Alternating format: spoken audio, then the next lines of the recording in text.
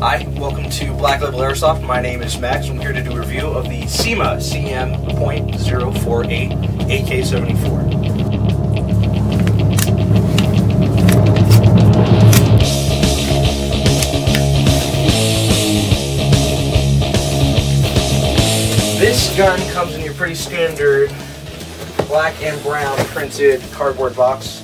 Inside is just styrofoam packaging, a user's manual, more styrofoam, a high cap 550 round magazine, your standard small type battery that will fit in the stock. This is a nickel bihydroxide, a 8.4 volt 1200 milliamp battery, which actually lasts pretty good. I do like the standard batteries by CYMA.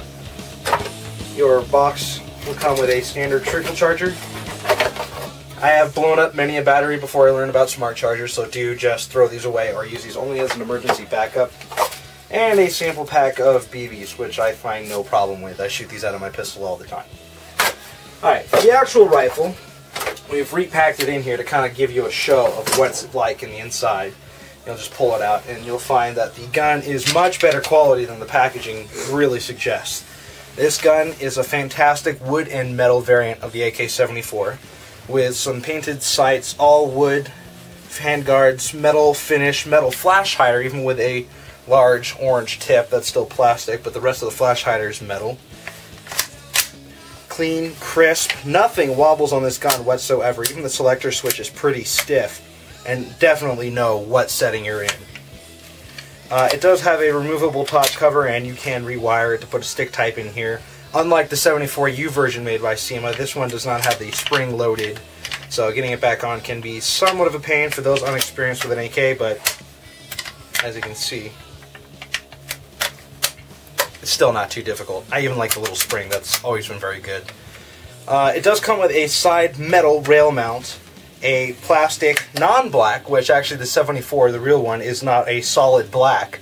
That's unrealistic. This one is a bit more. It's more of a dark earth, dark brown color, which back in the 70s they did not have, or as far to my knowledge, more than Bakelite type plastics, which couldn't really achieve a real dark black. So most things were like a plum or an orange Bakelite. You look at the 74U magazines, or these, just a standard AK hand grip. I will say, for the build quality, fantastic, solid. Definitely good. Even the sling mounts seem like they're not going to go anywhere. They're well screwed into the wood. They're actually screwed into these metal studs, which are studded into the wood. So these are not screwed into the wood and will not unscrew on you or come out. If they ever do, Gorilla Glue is your best friend. I will say, getting into the battery compartment is a bit more difficult. You are going to need a Phillips head screwdriver, so doing this on the field is more difficult.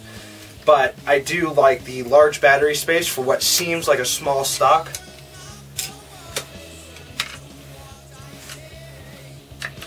And the metal butt plate. It does get a little cramped with the fuse, but if you're able to rewire it, you can always put in a new, smaller fuse, or I've seen some people do mods with car battery fuses.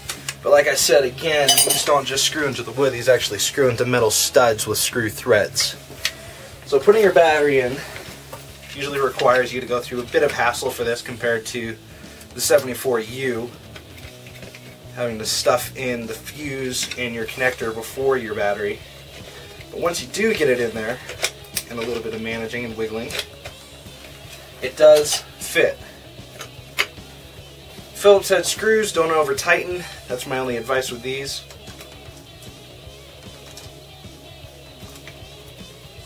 I won't even bother with the other screw for the moment. And I'll just shoot the gun dry fire. There is a very, very quiet style motor into this compared to most. Actually, this is very well shinned, well made. It's quieter for a very powerful gun. This thing, I remember we went to Code Red, is actually the last game we used, both me and Alex.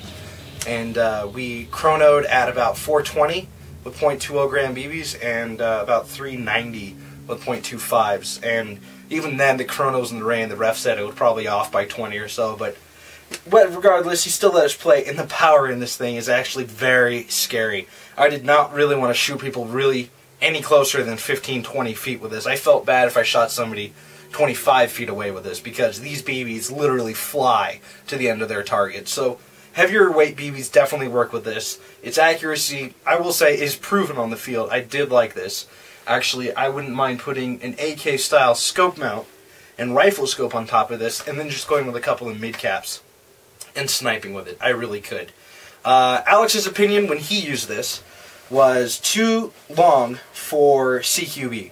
We played District 9 field at Code Red Airsoft down in Colton, California, and he took the audacity to take this into those fields. They're very small, there's lots of corners. Anything with a stock really is bulky on that field, unless you're shooting down the two main alleyways. And so this was a bit overkill for that field, but if you do want to see footage of it, we did strap a GoPro to this right on the top here with one of those bicycle handrail mounts. And you'll see our videos. I'll put a link in the description below for you. And you can actually see this thing in action running around with our Alex and Frankie on the field. Closing thoughts, I will say the magazine is a bit difficult to get into this. It isn't like the 74U where it has a plate. It makes it very easy. You can't go any farther than the plate and then click in.